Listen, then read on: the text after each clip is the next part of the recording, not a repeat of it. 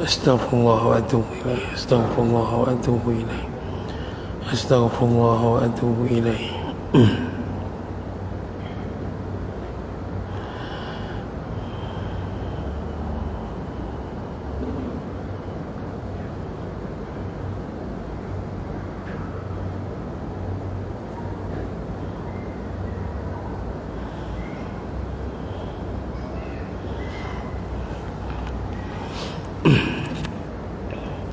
Bismillahirrahmanirrahim.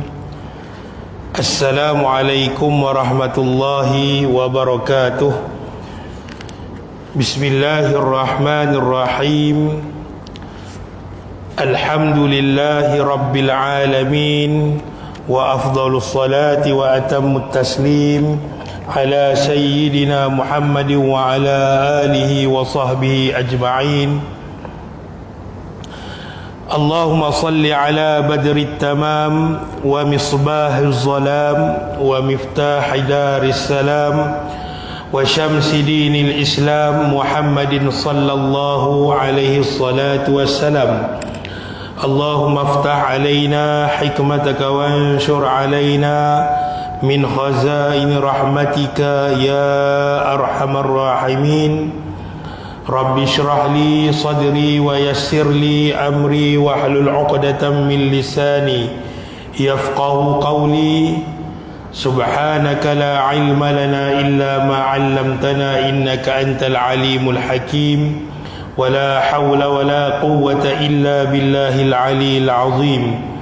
Bismillah ma syaa Allah la yasuqul khaira illa Allah.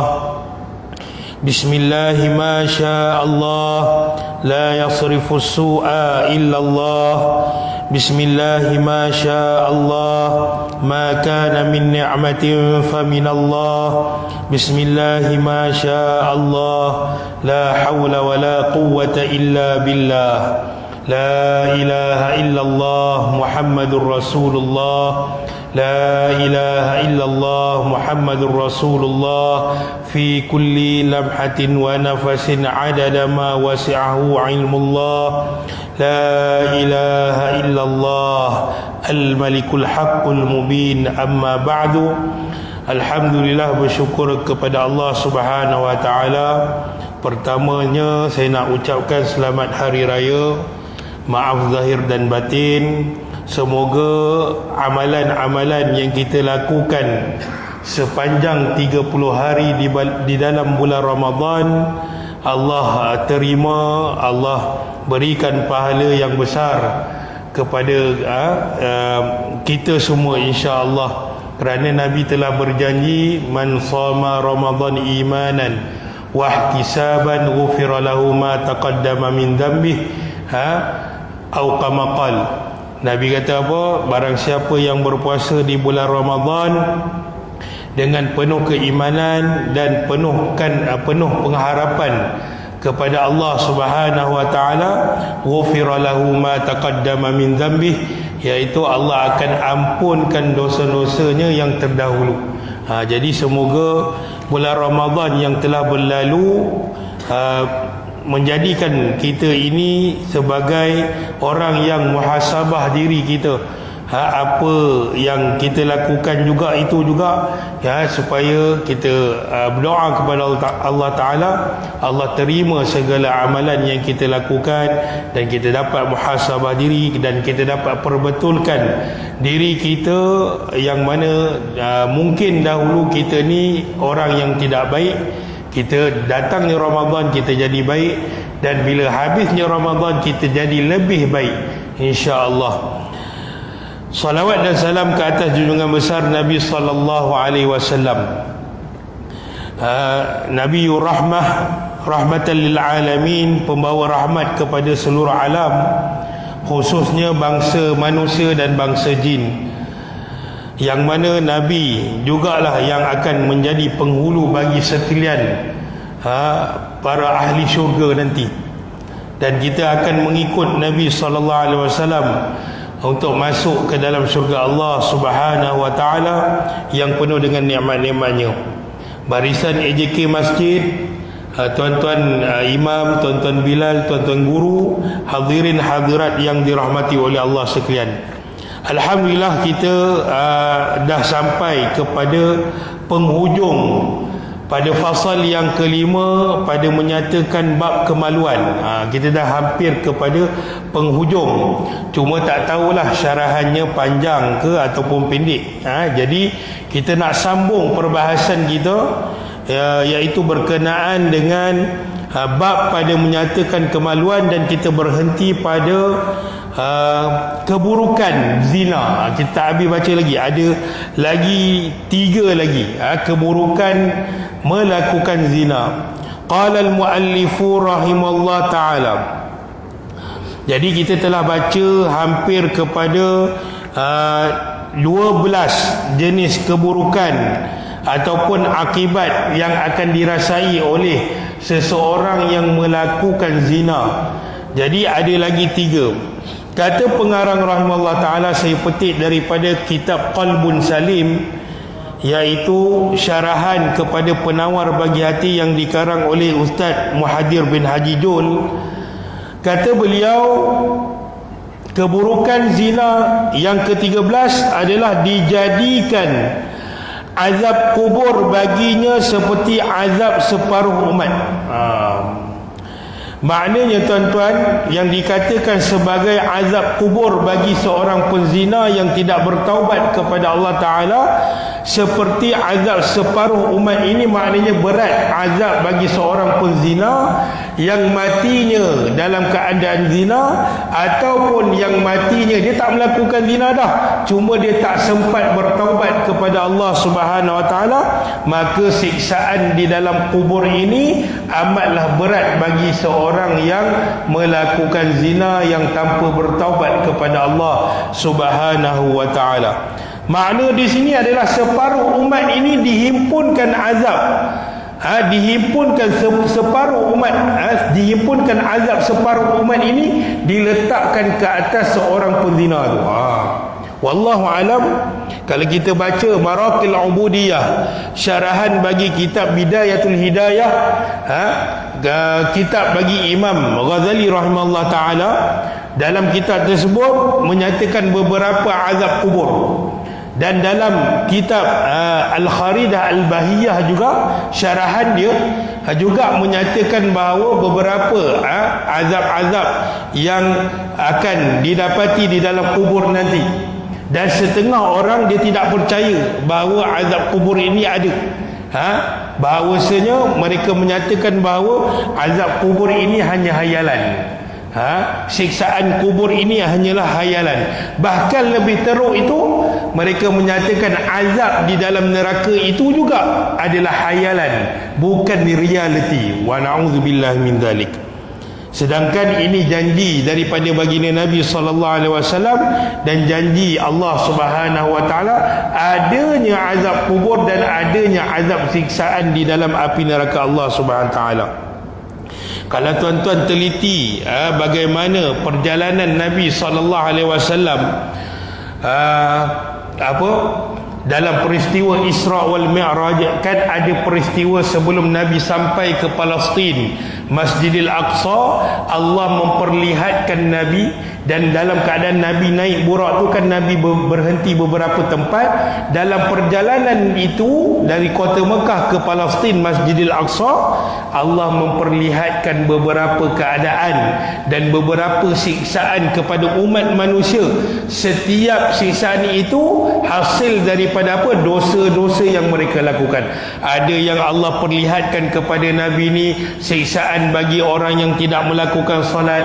Bahkan di dalam peristiwa Isra wal Mi'raj diperlihatkan kepada Nabi, Allah memperlihatkan kepada Nabi, iaitu siksaan kepada orang yang melakukan zina, yang tidak sempat bertaubat kepada Allah Subhanahu Wa Ta'ala. Bila kita sebut melakukan zina, maknanya seseorang yang melakukan zina itu dia tidak menjaga kemaluannya dengan baik, dia tidak menyekat nafsu syahwatnya daripada daripada melakukan zina. Dia ikut saja apa yang diperkatakan, apa yang dikehendaki, apa yang dihajati oleh nafsu syahwatnya dan bisikan syaitan. Jadi di antaranya yang Nabi diperlihatkan oleh Allah SWT, disediakan azab kepada ahli penzina ni, orang yang berzina yang tidak sempat bertaubat kepada Allah Subhanahu Wa Taala ini, disediakan dua jenis daging. Satu daging yang dimasak elok, yang memang sedap, yang memang lebih nikmat daripada daging masakan isteri kita di rumah. Lagi satu daging yang busuk, yang tidak elok, yang tidak diguna pakai lagi, yang memang kalau kita tengok tu pun kita nak buang dah. Kalau makanan tu kita panggil daging yang dah basi. Jadi orang ini Allah memperlihatkan kepada Nabi, orang ini kaki berzina ini, dia mengambil daging yang busuk itu dan dia memakannya. Jadi maka Nabi bertanya kepada malaikat Jibril, dan malaikat Jibril pun mengatakan bahawa ini adalah dosa ataupun azab bagi seorang penzina yang tidak pernah melakukan taubat kepada Allah Subhanahu Wa Taala. Kata Al-Habib Umar bin Hafiz bin Salim, beliau mengatakan bahawa jangan sesekali kita pernah berputus asa untuk bertaubat kepada Allah SWT. Walaupun ni dalam kalam-kalam Al-Habib Umar bin Hafiz bin Salim, dia mengatakan bahawa jangan sesekali kita ini tawar hati, putus asa untuk meminta taubat kepada Allah Subhanahu Wa Taala. Walaupun kita ini seorang yang melakukan maksiat 100 kali, kita bertaubat malam, besok pagi buat maksiat, taubat malam, besok pagi buat maksiat balik. Walaupun kita ini seseorang itu kaki maksiat, tetapi jangan sesekali berputus asa untuk minta taubat kepada Allah Subhanahu Wa Taala. Kerana apa tuan-tuan? Maaf Allah Ta'ala, pengampunan Allah Ta'ala ini lebih besar daripada maksiat bagi seorang hamba ni. Maknanya Allah sentiasa menerima taubat seseorang dalam ketika mana dia melakukan dosa, kemudian dia teringat kepada azab Allah dan dia bertaubat kepada Allah Ta'ala. InsyaAllah mungkin hari ini taubat dia yang hari ini Allah tak terima, mungkin 10 tahun akan datang taubat dia itu Allah terima, kita tak tahu. Jadi kata Habib Umar bin Hafiz bin Salim, dia mengatakan bahawa jangan sesekali kita pernah berputus asa untuk meminta taubat, meminta pengampunan, meminta ampun kepada Allah Subhanahu Wa Taala. Dan orang yang tidak meminta taubat kepada Allah Taala, dia lebih peratusan dia untuk mendapat azab kubur dan azab sisaan Allah SWT di dalam api neraka ini lebih banyak, lebih banyak daripada dia terselamat daripada azab Allah Subhanahu Wa Taala. Maknanya kena sentiasa bertaubat kepada Allah Subhanahu Wa Taala. Tapi kenyataan ini bukan bermakna bila kita katakan bahawa walaupun kita ini melakukan maksiat, lepas tu kita bertaubat, esok buat maksiat lagi, bukan bermakna dibolehkan dalam syarak untuk kita melakukan maksiat kepada Allah Ta'ala. Kena faham di situ. Bila mana ulama mengatakan bahawa jangan kita berputus asa untuk bertaubat kepada Allah Ta'ala walaupun kita ini sentiasa melakukan maksiat, lepas tu kita taubat, esoknya buat maksiat lagi, ini bukan bermakna dibolehkan oleh syarak untuk kita melakukan maksiat kepada Allah Subhanahu Wa Ta'ala. Antara doa yang boleh kita kuatkan iman kita dan hati kita dari terpengaruh dengan nafsu syahwat dan hasutan syaitan, apa dia tuan-tuan? Baca Rabbi syrahli sadri wa yassirli amri wahlul 'uqdatam min lisani yafqahu qawli, ataupun baca alam nashrah laka sadrak Ataupun paling pendek boleh kita ambil zikir apa? Ya Hayyu Ya Qayyum, Ya Hayyu Ya Qayyum. Ini di antara pandangan ulama mengatakan zikir Ya Hayyu Ya Qayyum ini adalah zikir yang menguatkan hati seseorang untuk lebih beriman, bertakwa kepada Allah Subhanahu wa taala. Boleh kita amalkan zikir.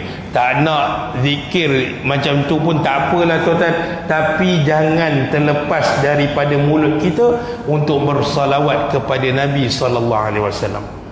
Takut-takut nanti di hari akhirat nanti Nabi tak mengaku kita sebagai umat, lagi teruk. Kerana semua manusia pada ketika itu mengharapkan pengampunan Allah Ta'ala dan mengharapkan syafaat daripada Nabi sallallahu alaihi wasallam. Yang ke-13, keburukan berzina, iaitu kata pengarang, diharamkan syurga buat orang yang berzina sedangkan dia tahu perbuatan itu larang.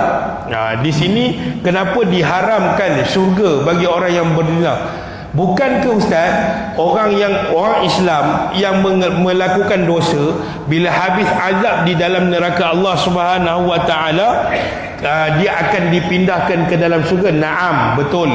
Tetapi apa kata pengarang?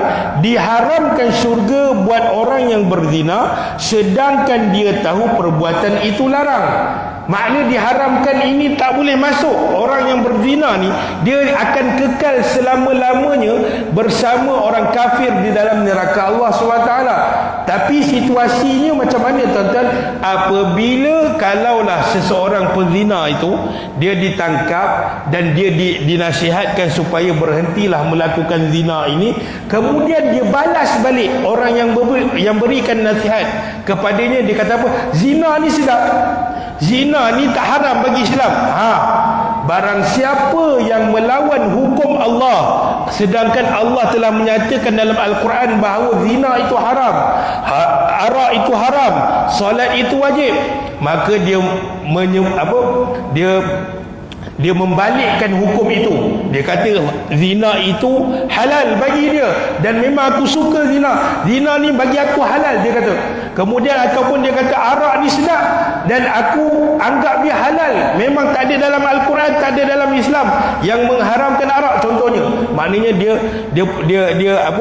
dia menyalahi hukum yang telah Allah turunkan, maka terbatal iman dia. Ini di antara, kalau tuan-tuan ada belajar tentang bagaimana seseorang itu boleh terbatal iman dia, rosak iman dia, murtad ya, secara tak langsung dia keluar daripada agama Islam, bagaimana? Salah satunya adalah tuan-tuan dengan ucapan. Seseorang itu boleh terkeluar daripada agama Allah, agama Islam dengan ucapan. Seperti mana? Seperti kalau seorang yang penzina ini dia ditangkap, kemudian dia dinasihatkan supaya berhentilah melakukan tersebut kerana nanti kamu akan dapat macam ni, akibatnya macam ni. Dia tak nak dengar. Dia cakap apa? Dia menyalahi hukum Allah. Dia kata apa? Halal bagi aku zina, aku memang suka berzina, memang kehidupan aku macam ni dan halal bagi aku, dalam Islam tak haramkan. Maka bila dia yakin dengan apa yang dikatakan, maka terbatal iman secara langsung. Contoh lain kita nak bagi faham. Kita ada kawan, sering kali saya bagi tahu, kongsikan kepada tuan-tuan. Bila mana kita ada kawan, katalah kita duduk serumah, kita duduk rumah bujang, ada kawan kita yang tak nak sembahyang, kita tengok pun memang tak nak solat, tapi kita sering kali kita ajak dia, jomlah solat. Satu hari kita tanya, kenapa aku ajak hang solat ni, hang tak nak hang tak nak ikut? Kalau dia kata, jawapan dia balas balik kepada kita, dia kata aku tak nak solat ni sebab aku malas. Dia berhenti sampai situ je. Kenyataan dia, aku tak nak solat sebab aku malas, maka tak terbatal iman dia lagi. Kerana apa? Dia yakin bahawa solat itu adalah wajib bagi dia, cuma ada sifat malas. Tetapi kalau dia kata, dia balas balik kepada kita, aku tak nak solat ni, mana ada dalam Al-Quran yang mengatakan solat itu wajib? Cari. Dan dalam Al-Quran sendiri pun bagi tahu mana ada cara-cara solat yang sepenuhnya yang macam orang Islam buat sekarang ni. Ada takbiratul ihram, sujud, ada rukuk, i'tidal. Tak ada pun. Yang Allah sebut dalam Al-Quran, warka'u ma'ar raqiin, sujud, rukuklah kamu dengan orang yang rukuk, wasjudu ma'as sajidin, sujudlah kamu dengan orang yang sujud. Itu dua je, rukuk dengan sujud. Yang lain mana? Dia kata macam tu. Dan memang solat ini tak ada hukum yang mengatakan wajib, dan dia yakin apa dia katakan itu, maka kalau dia yakin terbatal iman dia. Ini dari segi ucapan. Maka kata pengarang, diharamkan syurga orang yang berzina sedangkan dia tahu perbuatan itu adalah larangan Allah Subhanahu Wa Taala. Dia menyalahi apa yang dilarang oleh Allah Subhanahu Wa Taala. Bila menyalahi itu dengan maknanya apa? Dia menghalalkan apa yang Allah larang, maka terbatal iman. Maka diharamkan orang yang berzina dalam keadaan situasi ini, maka dia akan kekal bersama orang kafir di dalam neraka Allah Subhanahu Wa Taala. Hari ini ada tak tuan-tuan? Ada ramai orang yang menyalahi hukum Allah Subhanahu Wa Taala. Ada ramai orang yang memang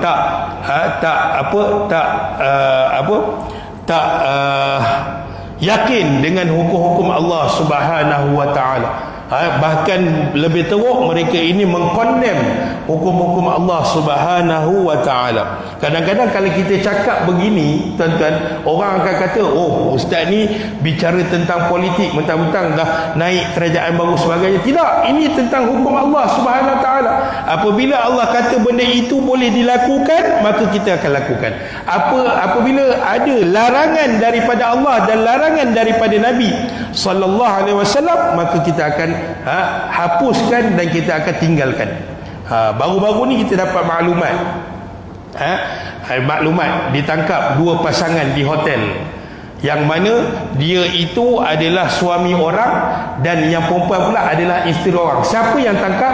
Keluarga bagi si perempuan tersebut. Dia bawa AJK masjid dan dia buat laporan polis. Polis pun serbu di hotel, memang dapat.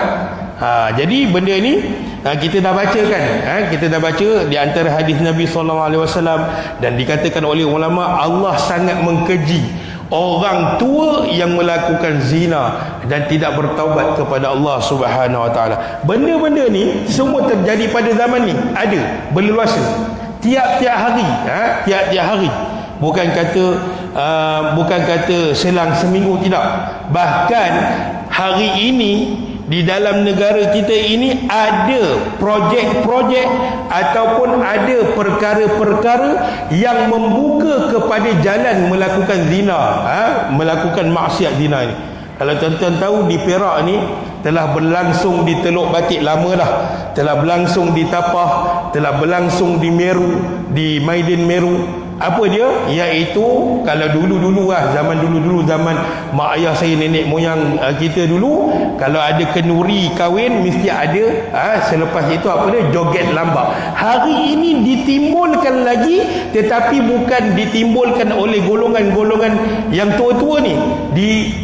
Ditimbulkan semula pesta tersebut oleh golongan-golongan muda. Bahkan mereka membuat pertandingan tersebut. Di Teluk Batik berlaku, di Maidin Meru berlaku. Dan benda ini dia ada grup. Kalau tuan-tuan tengok dalam Facebook ataupun di TikTok ataupun di YouTube, tulis UBS Band. UBS Band. Semua budak muda, mereka ni bercampur, berjoget lambak ni di tengah-tengah khalayak ramai. Kan sekarang ni kalau kita tengok, ada setengah shopping komplek di dataran parking itu, mereka akan buat apa? Pesta makanan Thailand, pesta makanan apa, makanan steamboat ke apa kan. Lepas tu ada pentas, di situ mereka melakukan perkara-perkara joget lambat dan sebagainya. Ini adalah salah satu perkara yang membuka jalan kepada berlakunya zina. Jadi kita kena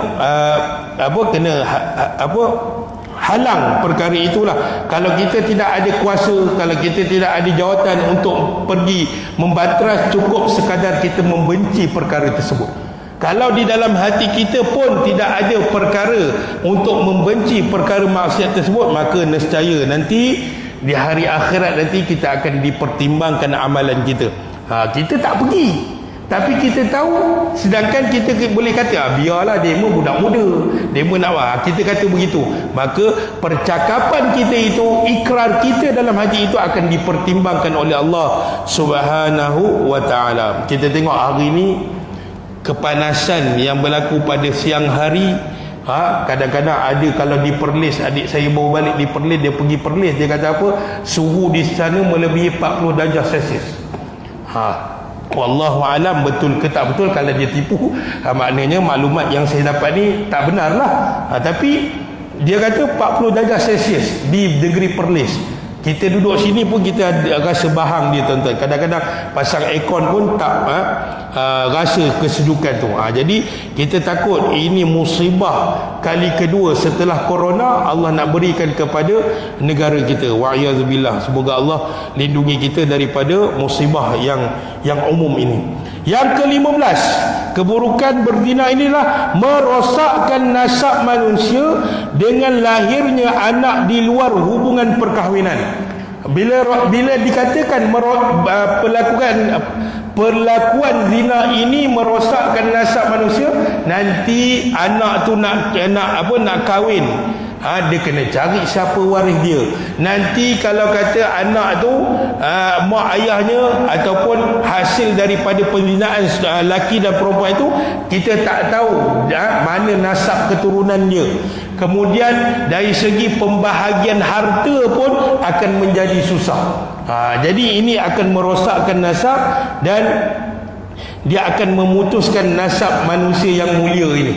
Dan perkara ini, tuan-tuan, bila mana dikatakan merosakkan nasab manusia dengan lahirnya anak di luar hubungan perkahwinan, bila saya berkawan dengan rakan-rakan sahabat-sahabat daripada penguatkuasa Jabatan Agama Islam, bila kita berkawan dengan mereka, mereka adalah cerita sedikit kepada kita ni maklumat-maklumat tentang tangkapan, cuma yang rahsia tu dia tak bagi tahulah. Secara umumnya boleh dikatakan, tuan-tuan, tiap-tiap hari mereka ini penguatkuasa Jabatan Agama Islam Perak ni khususnya, sentiasa tiap-tiap hari ini akan mereka ini menerima panggilan daripada Hospital Besar Ipoh.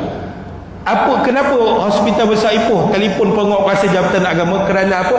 Boleh dikatakan setiap hari akan berlakunya kelahiran anak tanpa ayah.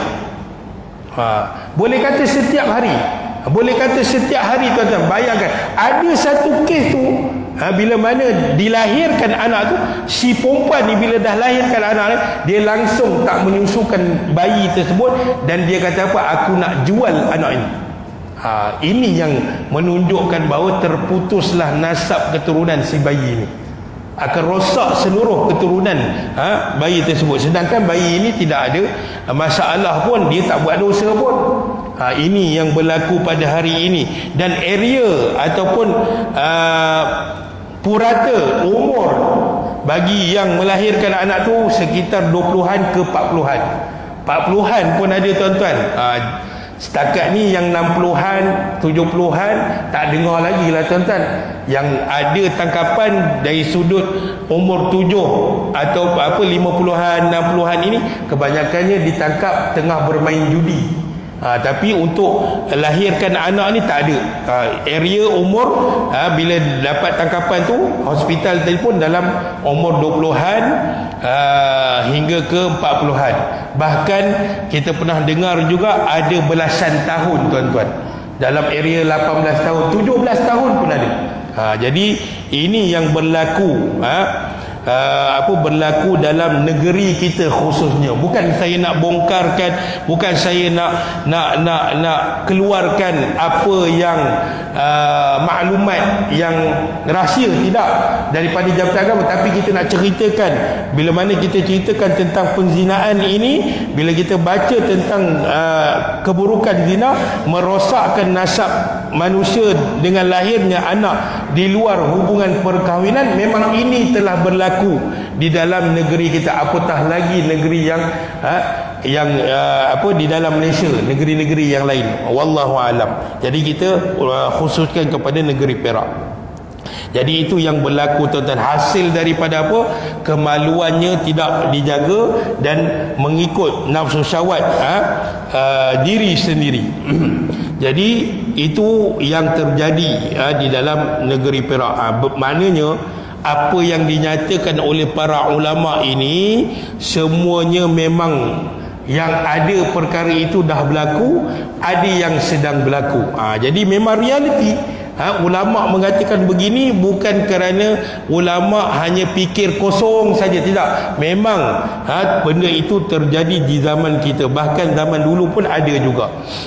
Jadi itu yang terjadi di zaman ini, tuan-tuan. Jadi kita mohon kepada Allah Subhanahu Wa Taala supaya Allah lindungi nasab keturunan kita, Allah Allah lindungi diri kita daripada terjebak kepada maksiat penzinaan ini. Baik, kita balik kepada kitab yang asal. Tadi saya baca syarah je, tuan-tuan. Kemudian kata pengarang rahimahullah taala, pengarang menukilkan firman Allah Subhanahu wa taala daripada surah Al-Furqan yang membawa maksud, dan juga mereka yang telah menyembah, yang tidak menyembah sesuatu yang lain bersama-sama Allah, dan tidak membunuh jiwa yang diharamkan oleh Allah, yang diharamkan Allah membunuhnya kecuali dengan jalan yang hak, dan tidak pula mereka berzina dan sesiapa melakukan yang demikian akan mendapat balasannya, akan digandakan baginya azab siksaan pada hari kiamat, dan ia pula akan kekal di dalam azab itu dengan menerima kehinaan.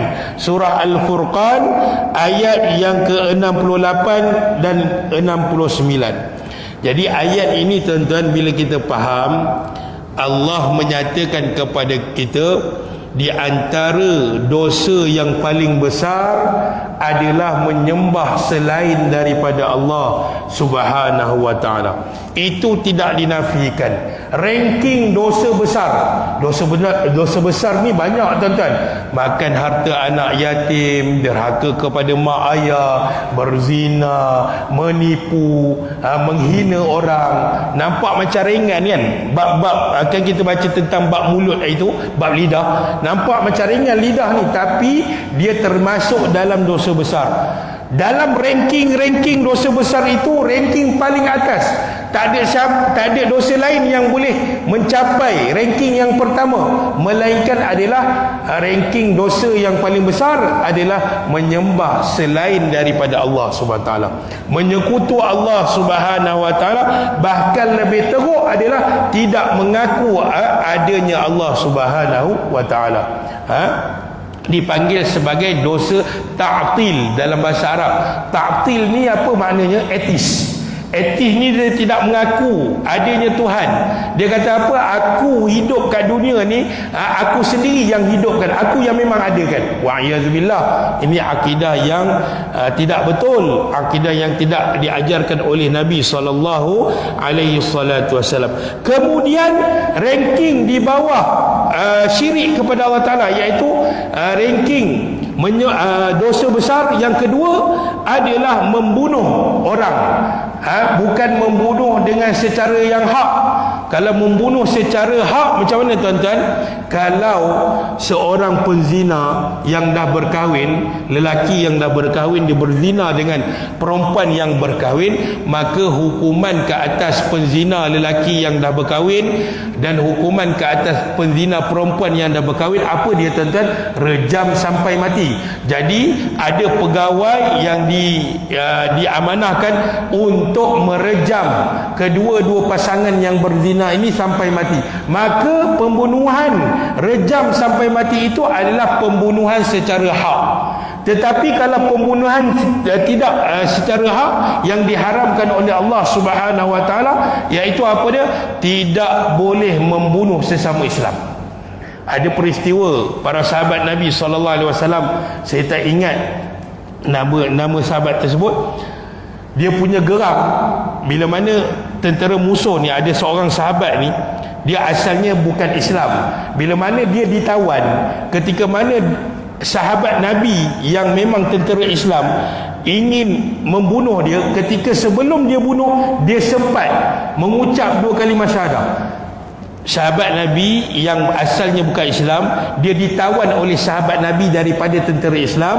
Maka sebelum dibunuh oleh tentera Islam tersebut, Dia sempat mengucap, lalu sahabat Nabi yang tentera Islam membunuh. Maka dilihat oleh sahabat yang lain, dan sahabat yang melihat itu mengadu kepada baginda Nabi SAW. Ya Rasulullah, tadi aku lihat sahabat kita yang tentera Islam ni, dia dapat tawan seorang tentera musuh. Tetapi sebelum tentera Islam ini bunuh dia, tentera musuh yang dapat ditawan itu, yang nak dibunuh tu, sempat mengucap 2 kalimah syahadah. Jadi bila dia mengucap 2 kalimah syahadah lengkap, sahabat tentera Islam, sahabat kita yang tentera Islam terus bunuh. Bagaimana keadaannya? Nabi tegur sahabat yang membunuh itu. Nabi kata, tak sepatutnya kamu membunuh orang yang telah mengucap 2 kalimah syahadah. Walau sejahat mana sekalipun, tetap kita diharamkan oleh Allah Subhanahu Wa Taala untuk bunuh sesama muslim. Melainkan tadilah yang hak tadi, ada pegawai diamanahkan untuk merejam 2 pasangan yang berzina yang telah berkahwin, sama ada lelaki ataupun perempuan, ataupun qisas. Qisas boleh. Qisas dia apa? Darah dibalas dengan darah, itu boleh. Itu pembunuhan secara hak. Adapun pembunuhan dengan sengaja, ataupun orang tu dia kecewa dalam hidup dia, dia naik bangunan tinggi, dia terjun, ataupun dia kelar leher dia sendiri, dia bunuh, maka itu diharamkan oleh Allah Subhanahu Wa Taala. Itu ranking yang kedua. Ranking ketiga dalam dosa-dosa besar ni, kata firman Allah Subhanahu Wa Taala dalam surah Al-Furqan yang kita bacakan tadi, maksudnya iaitu ranking ketiga adalah berzina. Maknanya ranking teratas, top 3 besarnya dosa-dosa besar ini adalah, di antaranya adalah dosa berzina. Dia top 3, tuan-tuan. Maknanya memang sangat-sangat azablah bagi siapa yang melakukan zina, dan dosanya, azabnya di dalam kubur, di dalam neraka Allah Subhanahu Wa Taala juga sangat-sangat pedih dan sangat-sangat dahsyat. Baik, maka kata pengarang lagi, kita baca yang terakhir ni, tuan-tuan. Firman Allah Subhanahu Wa Taala, Syekh Abdul Qadir Al-Mandili mengatakan, menukilkan firman Allah lagi daripada surah Al-Isra, wala taqrabuz zina innahu kana fahishatan wa sa'a sabila. Apa kata Allah Subhanahu Taala dalam surah Al-Isra ayat yang ke-32? Dan janganlah kamu menghampiri zina, kerana bahawasanya zina itu adalah ia maksiat yang sangat keji dan sejahat-jahat jalan. Maknanya macam kita sebutkan tadi, ranking top 3 dalam dosa-dosa zina ni, yang pertama syirik kepada Allah Ta'ala, tidak mengaku Allah sebagai Tuhan, tidak menyembah Allah Ta'ala. Yang kedua membunuh tanpa hak. Yang ketiga adalah zina. Nanti insya-Allah kita akan kupaskan lagi tentang firman Allah Subhanahu Wa Ta'ala. Secara umumnya, wala taqrabuz zina innahu kana fahishatan wa sa'a sabila. Ayat surah Al-Isra ini Allah menggunakan perkataan taqrabu, iaitu jangan mendekati zina. Allah tidak menggunakan wala taf'alu, jangan kamu melakukan zina. Allah menggunakan perkataan jangan dekati zina. Kenapa? InsyaAllah pada sesi akan datang kita akan sambung lagi perbahasan tentang ini, insyaAllah. A'udzubillahi minasyaitanirrajim. Bismillahirrahmanirrahim. Alhamdulillahi rabbil alamin, wa afdhalus salati wa atammut taslim ala sayyidina Muhammad wa ala alihi wa sahbihi ajma'in. Rabbana la tuzigh qulubana ba'da idh hadaitana wa hab lana min ladunka rahmah innaka antal wahhab. Rabbana atina fid dunya hasanah wa fil akhirati hasanah wa qina adzabannar. Walhamdulillahi rabbil alamin. Saya akhiri dengan assalamualaikum warahmatullahi wabarakatuh.